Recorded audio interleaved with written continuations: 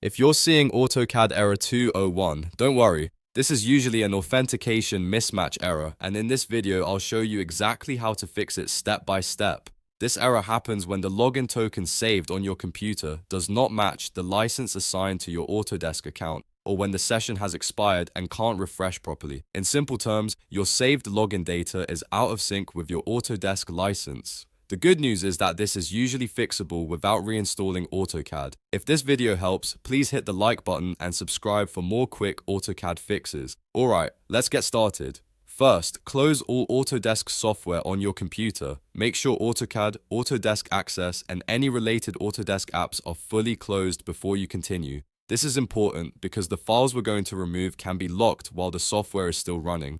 Next, open File Explorer and go to the Login Cache folder. You can paste this path into the address bar, %local app data /Autodesk /web services. On some newer versions, the folder may be identity services instead of web services. Inside that folder, look for a file called loginstate.html. This file stores your login state, and if it becomes corrupted or outdated, it can trigger error 201. Delete only the loginstate.html file. Do not delete the entire Autodesk folder unless you absolutely know what you're doing. After deleting the cache file, the next step is to sign out and sign back in. Open Autodesk Access, or if you're using an older setup, open the Autodesk desktop app. Sign out of your Autodesk account completely, then wait about 10 seconds before signing back in. That short pause helps clear the old session and forces Autodesk to create a fresh authentication token.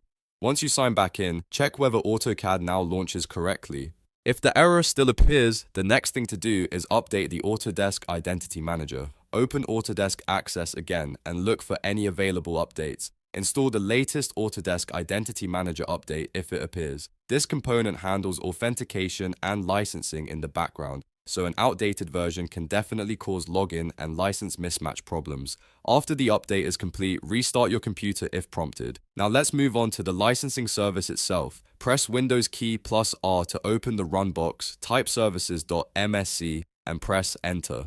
In the Services window, scroll down and find Autodesk Desktop Licensing Service. Right-click it and choose Restart. If Restart is not available, you can stop the service and then start it again. This refreshes the licensing background service and often clears lingering authentication issues. Once that is done, open AutoCAD again and test it. If error 201 still shows up, the final step is to check your subscription status. Open a web browser and sign in to your Autodesk account.